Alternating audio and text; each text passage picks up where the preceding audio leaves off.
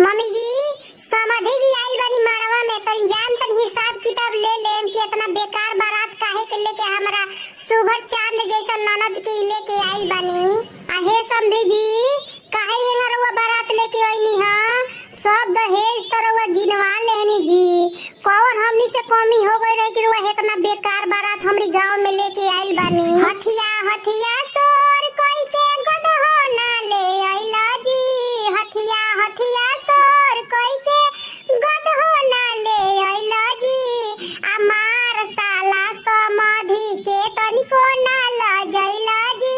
मार साला भड़ुआ के तनिको ना ला जाइला जी। मार साला मऊगा के बकरी के लेड़िया मिठाइया लेके आइला जी।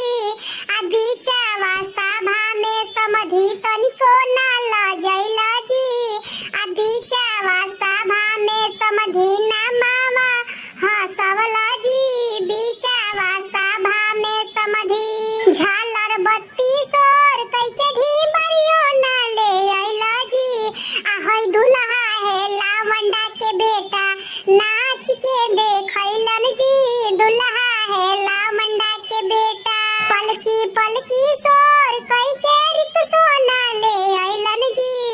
आ तब का साला ससुरारी में गन्ना छिले आइला जी। तब का मौगा ससुरारी में गन्ना